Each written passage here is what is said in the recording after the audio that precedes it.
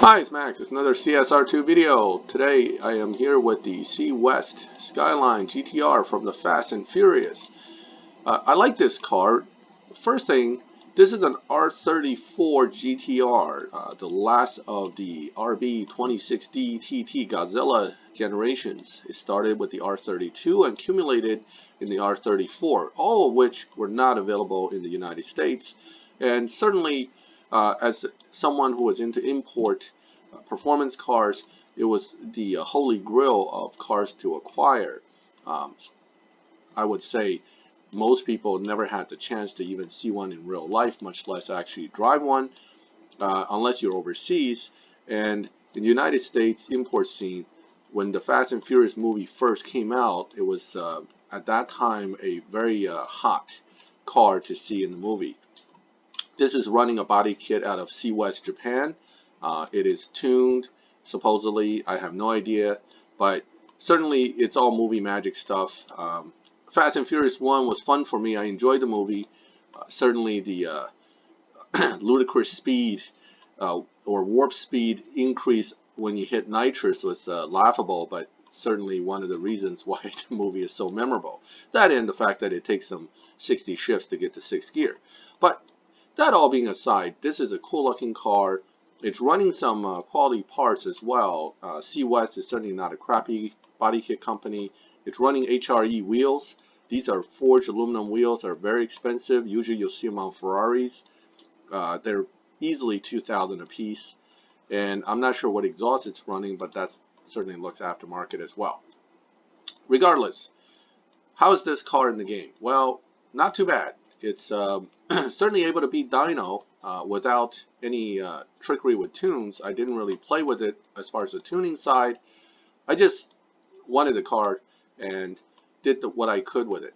Now, how far can you get with a little luck and no crate purchases? Well, pretty far actually. I got the first crate, free crate, gave me a S6 body. Just with the S6 body and S5 parts, I was able to get to almost the last two races, because at some point in the race you got another two stage 6s from the event, and I pulled a tire, which means I lucked out a little bit there, because that's a good one to get. And I pulled a turbo, which is not as good. This morning I just got a new free crate and I lucked out again and pulled a nitrous. Now I am ready to try to tackle the last two races in the event.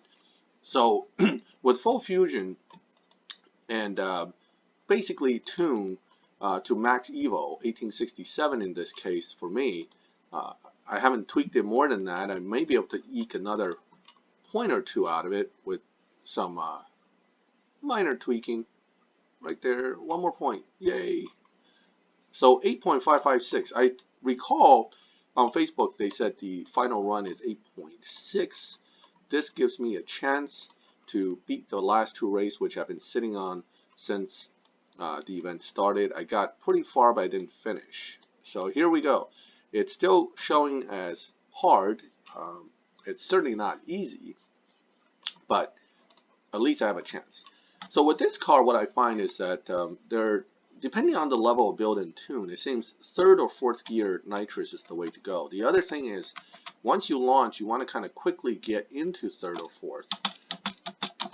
Whoops, I used nitrous in 5th that time. That may still work, or it may not, because once nitrous ends, the car will drop. It's good enough.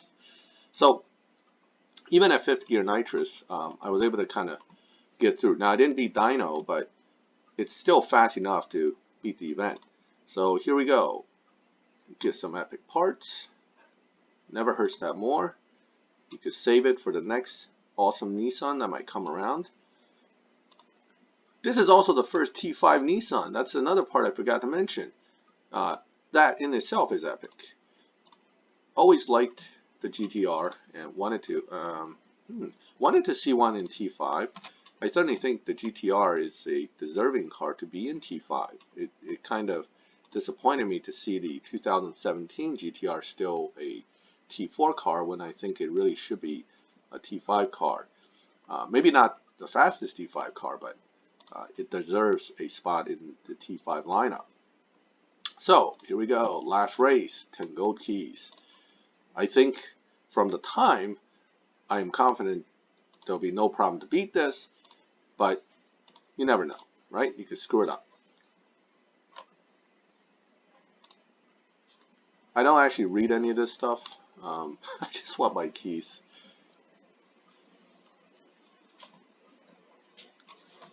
Okay, so we are ready.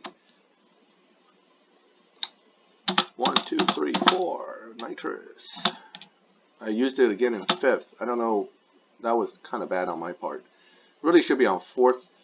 You don't have to beat the final challenge anyway, but it wouldn't be enough to beat Dyno. That's 8.606. 4th gear, you would beat Dyno slightly. And if you drive it real well, you can actually beat Dyno by almost a 10th. But I'm happy I got what I came for, the final 2 races. Again, all free crates and the 2 S6 that was gained from the event itself got me to this point. So I'm very satisfied with the car and with what I was able to accomplish with the car so far. What I'm going to do is go back and play with the car now some more to figure out if there's a better setup where I can win more in live racing with it and drive it better, since I haven't had much practice with it. Now, that gave me a nice 10 addition to the gold key. I am saving gold keys like they're going out of style for a long time.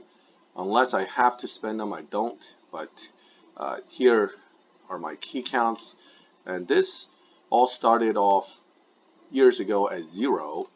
And some were bought, some were not. And now I am almost at 100 keys, which is the target that I always want to push for with gold keys. You don't want to go into a time 20 opportunity with 1 pole. You want to go in there with at least 5. And that's how you have your best chance of actually getting something.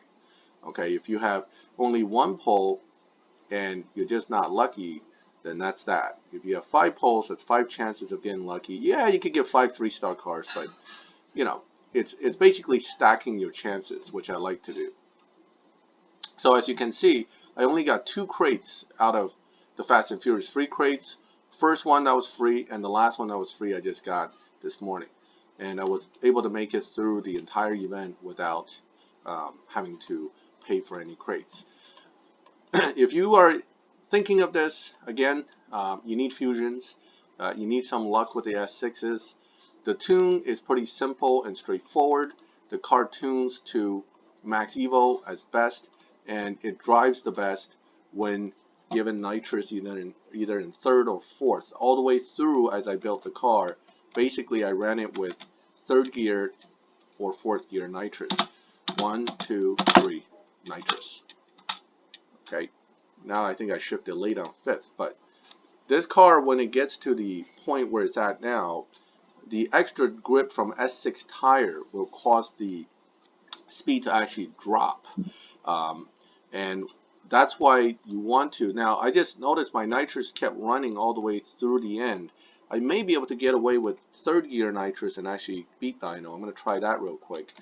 But stage 5 tire, you still don't suffer that drop. 4th, okay.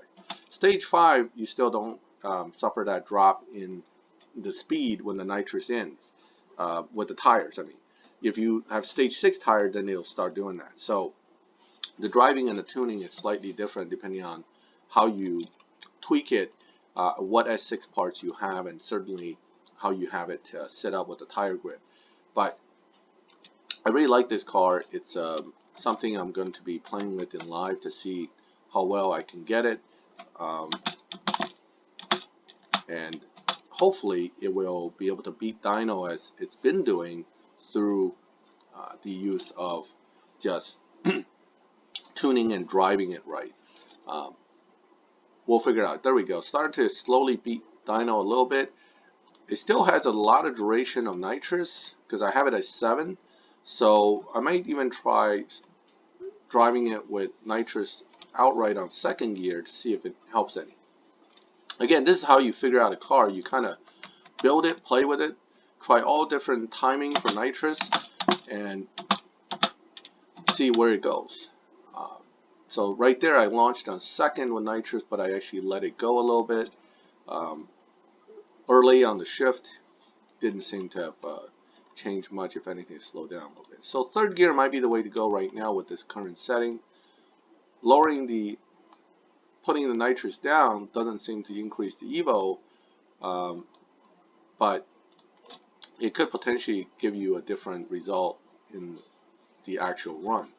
Well, I'm not going to spend your time making you watch me test the car. My ultimate conclusion with this car is it worth getting? That's a very personal choice. That question gets asked all the time. My feeling is any car is worth getting if it makes you happy. Okay? Don't always worry about what other people think. It's your game. You play it the way you want. You get the cars you want. If you're happy with it, then that's all that matters.